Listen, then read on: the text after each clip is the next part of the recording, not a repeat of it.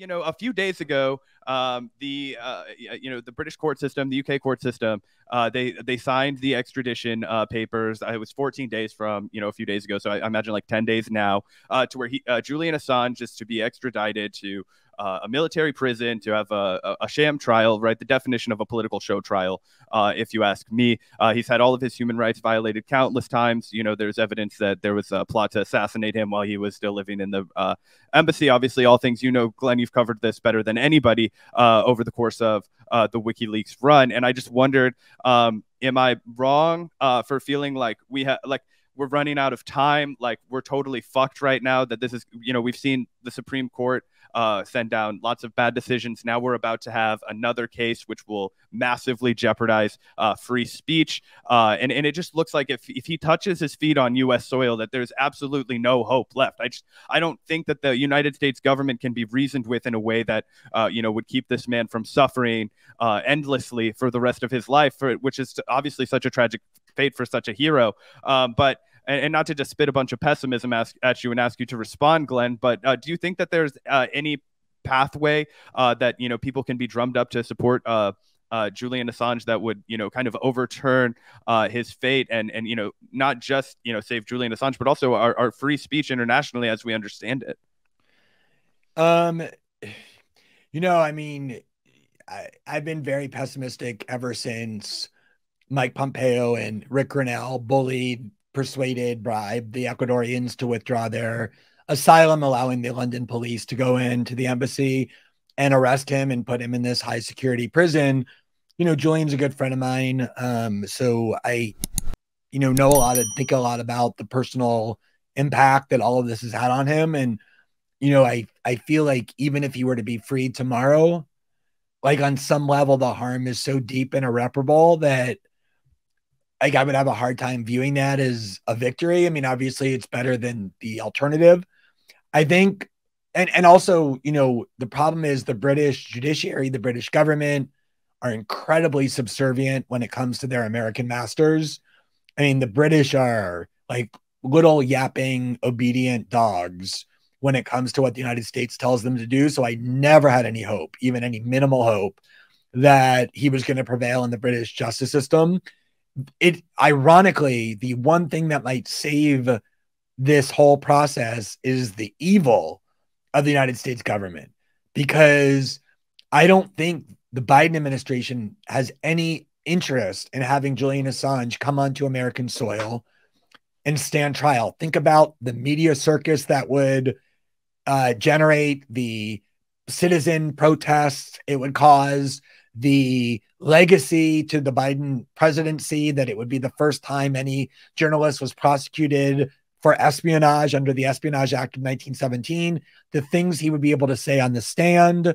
The media circus around this, I don't believe is something they actually want. I think what they wanted was something much more just reprehensible, which is what they really wanted, is what they got, which was putting him into prison. He's, essentially in detention now over a decade, 7 years in asylum, now 3+ years in a maximum security prison. They just wanted to break him and to kill him and to destroy WikiLeaks. And like I said, they pretty much got what they wanted. And what we're hearing now is kind of muffled signals from the Australian government. They have a new prime minister suggesting that he thinks it's time for Assange to be able to come back to Australia. I mean, the Australian government has been utterly shameful in their refusal to protect their own citizen. So I wouldn't be surprised if they keep him there long enough. He has now appeals. It's at least another year before it all comes to a head.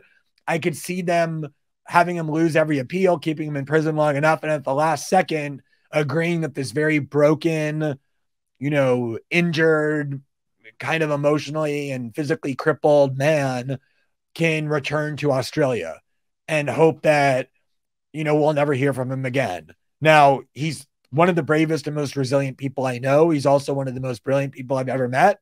So I don't think he's irrevocably broken, but I could see that being the only scenario that averts what would really be a disaster for press freedom and free speech, which is bringing him to the United States and having him either plead guilty or getting a guilty verdict under really insidious theories.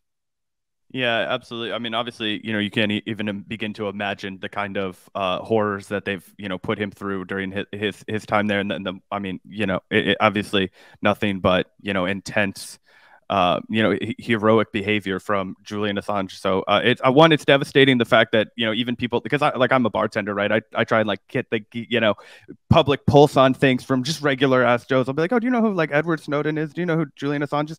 And even people who are, at where I work, which more liberal clientele, right? Oh yeah, Edward Snowden's awesome, but didn't Julian Assange rape that lady? And I'm just like, I want to pull out my fucking hair. This man is the biggest hero of our lifetime. Like, how could you have fallen for this, smear job of the one of the world's, most consequential individuals, period. So it's just devastating to think about that. But yeah. Yeah, I mean, oftentimes you can recognize real dissidents by how they're treated by the state. And, people forget that Daniel Ellsberg probably would be in prison to this very day had it not been for the Nixon administration's break-in into his psychoanalyst office.